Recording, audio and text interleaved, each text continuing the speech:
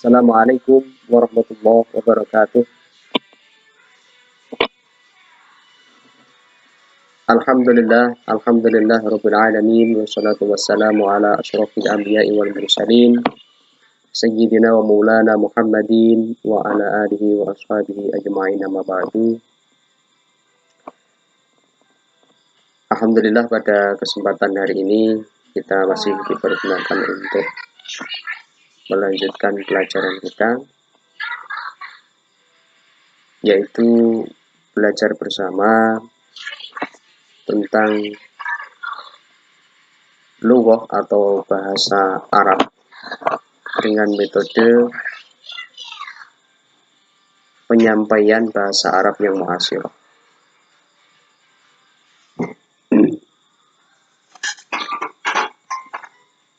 Marilah kita mulai untuk pembahasan kali ini dengan kita buka dengan bacaan Ummul Quran. Mudah-mudahan apa yang kita pelajari ini bisa menjadikan manfaat, bisa menjadikan barokah untuk kita semuanya.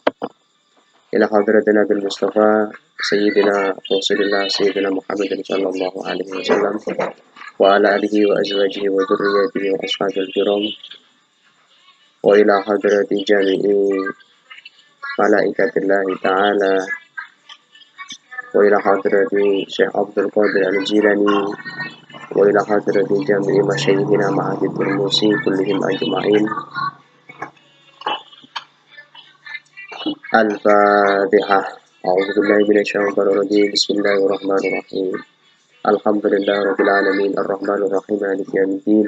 Iyyaka na'budu wa iyyaka nasta'in ihdinas siratal mustaqim. Siratal ladzina an'amta 'alaihim ghairil maghdubi 'alaihim waladdallin. Baiklah anak-anak kelas 3 ya.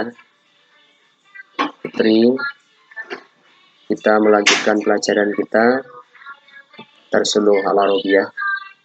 Pada kesempatan kali ini kita akan membahas bagaimana kita bisa menguasai bahasa Arab dengan metode yang akan saya sampaikan nanti. Baiklah, langsung saja kita masuk di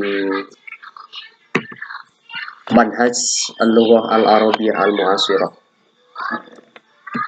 Bagaimana metode bahasa Arab mu'asyirah kontemporer.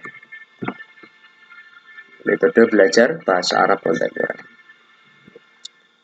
Sebenarnya tidak ada begitu banyak perbedaan antara bahasa Arab yang dulu dengan bahasa Arab yang sekarang lagi tren, yaitu bahasa Arab mu'asyirah atau kontemporer. Sebenarnya tidak banyak perubahan, tidak banyak perbedaan. Cuma masing-masing di antara bahasa Arab yang dulu dengan bahasa Arab yang mu'asyirah ini mempunyai karakter sendiri-sendiri. Seperti yang kita ketahui, kalau bahasa Arab yang dulu itu lengkap atau ya secara ketika kita membuat kalimat itu secara utuh ada semua. Semisal ada kata bahasa Arab dulu mengatakan dalam bahasa Indonesianya seperti ini. Saya ingin pergi ke sekolah. Saya ingin pergi ke sekolah. Itu bahasa Arab yang dulu atau bahasa Arab yang sudah kita pelajari. Kalau kita artikan dengan bahasa Arab, uridu an adhaba ilal madrasah. Cuma ada itu karakteristik atau contoh daripada bahasa Arab yang dulu kita pelajari.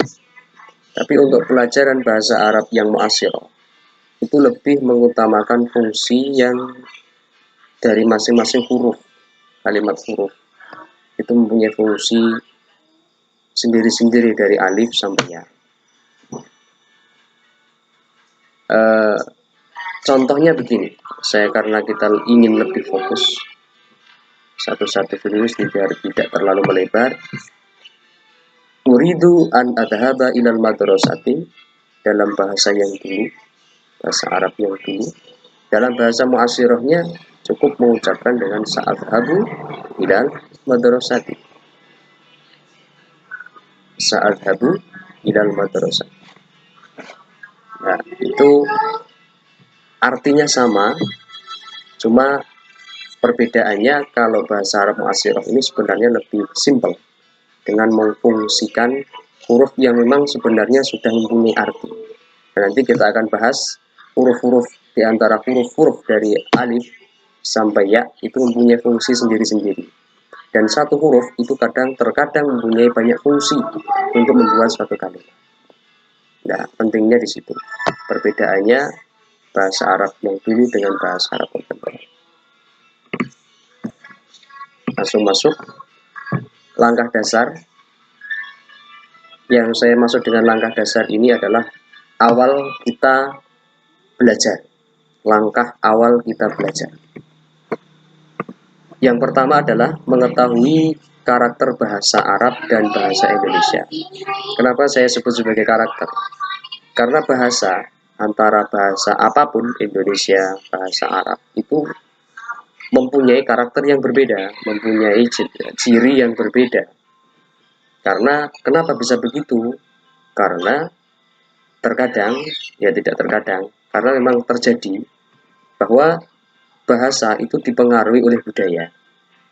Nah, di sini mengapa karakter bahasa Indonesia dengan karakter bahasa Arab berbeda? Ya karena budaya yang ada di Arab dengan budaya yang ada di Indonesia tentu jelas berbeda. Contoh saya sebutkan bahwa kata sapaan dalam bahasa Arab itu biasanya ditaruh di belakang. Contohnya apa? Sa'adhabu ilal madrasati ya abi. Ya abinya ditaruh di belakang. Cuma kalau kita mengartikan, coba kita pahami, kita artikan secara letterlek, secara lurus. Sa'adhabu ilal madrasati ya abi, saya tidak pergi ke sekolah wahai ayah. Itu kan kalau kita mengartikan secara letterlek atau apa yang ada di teks Arab itu. Sementara biasanya dalam bahasa Indonesia kata sapaan itu biasanya adatnya, umumnya itu ditaruh di depan atau berada di awal kalimat. Contohnya apa? Ayah, saya akan pergi ke sekolah. Hai ayah, saya akan pergi ke sekolah. Nah, kita harus tahu itu. Jadi ketika mengartikan bahasa Arab atau membuat kalimat bahasa Arab, kita harus tahu langkah-langkah ini. Biar apa? Biar kita ketika membuat kalimat bahasa Arab, kalimat bahasa Indonesia, dan kita mengartikan kedua-duanya, itu bisa sesuai dengan karakternya sendiri-sendiri. Maka tidak seyukianya atau apa namanya ya, boleh, sebenarnya boleh kita mengartikan saat habu ilal madrasati ya abi, saya akan pergi ke sekolah wahai ayah. Boleh, sah-sah saja. Tapi itu tidak umum dan itu tidak sering digunakan dan tidak sering kita jumpai di kalangan masyarakat kita. Yang sering adalah ayah atau wahai ayah, saya tidak pergi ke sekolah atau saya akan pergi ke sekolah. Nah, itu karakter bahasa Arab dengan bahasa Indonesia. Sebagai salah satu contohnya seperti itu. Kemudian langkah yang kedua, dasar yang kedua, mengetahui perbedaan susunan bahasa Arab dengan bahasa Indonesia. Susunan bahasa Arab dengan bahasa Indonesia tentu berbeda. Kalau dalam bahasa Indonesia, subjek, predikat, objek, dalam bahasa Arab fi'il, fa'il, maf'ul. Nah, ini